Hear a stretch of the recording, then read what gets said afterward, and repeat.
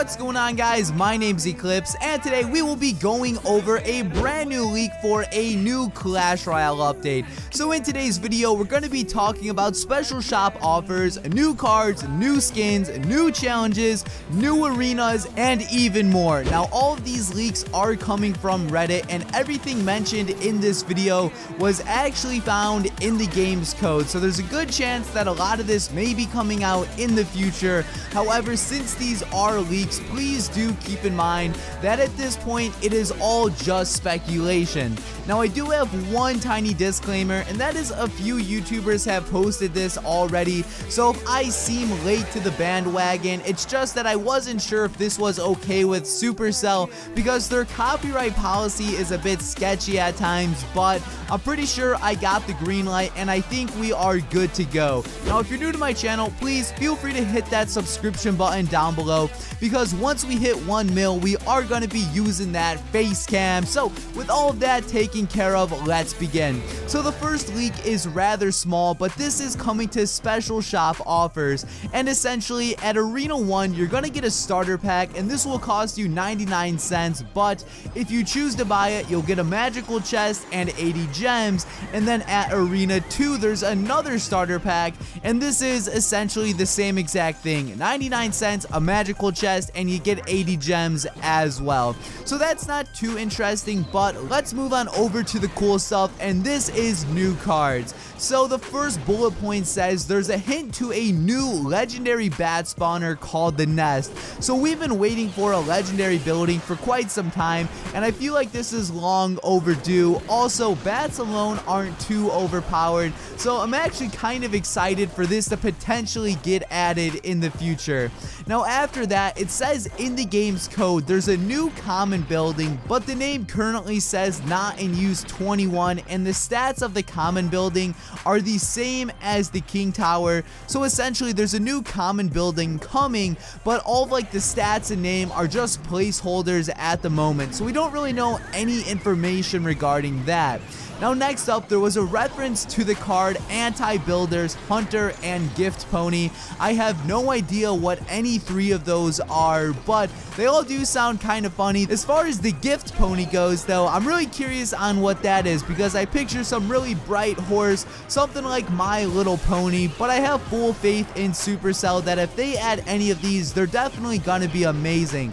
Now, after that, it says there was a stun effect implemented into the game. Now, he thinks this is used by the Mega Knight, but there may be another use for this stun effect. And to finish it all off, it says there are 3 new legendary cards currently in the game files, but there's no info on these troops quite yet. And that's all the info I have regarding cards, but we're going to move on to the skin section right now, and skins are available at level 3, and they pretty much just allow you to fully customize your princess and king towers. So essentially it can make a king tower go from this to this, and the way you are gonna unlock these skins was through gems, and there are quite a few skins available. So we have the basic default one, which you're all familiar with. Then we have a barbarian tower, bone tower, goblin tower, hog mountain tower, ice tower, jungle tower, legendary tower, P.E.K.K.A. tower, royal tower, spell tower, training tower, workshop tower, pony love tower, and the gold tower.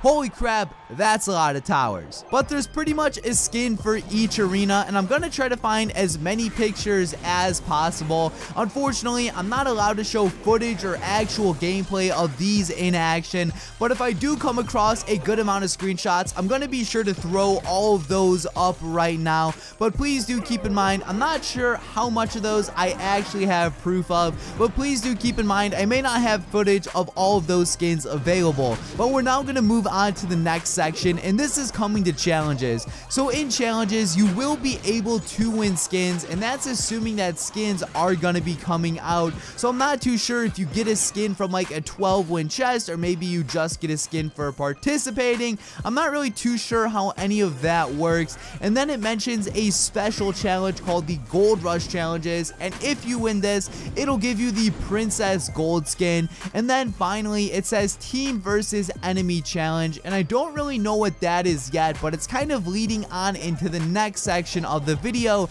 and that is the arenas. So it mentions that there's 2 new arenas, and the first one is TVE, or team versus enemy. So as far as a team versus enemy arena goes, I don't know if this is a special arena for 2 versus 2. I mean, that kind of seems like the most logical to me.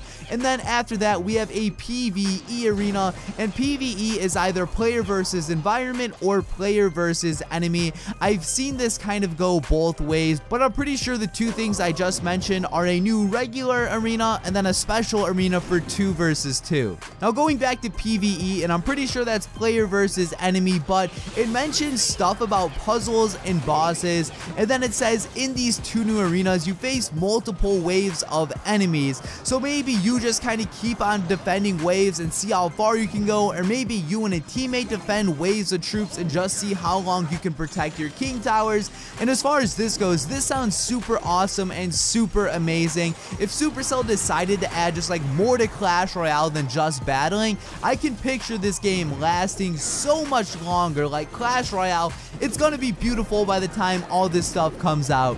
Moving on to the next section though, this is quest, and there were multiple quests mentioned. So there were quests regarding regular battles, challenges, friendly battles, and puzzles. And as far as puzzles go, you pretty much get a puzzle and you have to complete it in order to win. As far as what you win, I honestly have no idea, but I do like this whole concept of quest. And if you're curious on like what these quests entitle, it's pretty much like win this many amount of ladder battles, win this many amount of challenges, win this much friendly battles, use this high of an elixir deck. It's kind of just stuff like that, and then if you complete them, I imagine you would get gold, gems, and XP. I know Clash of Clans has a similar system to this, so I wouldn't be surprised if Clash Royale implemented this as well.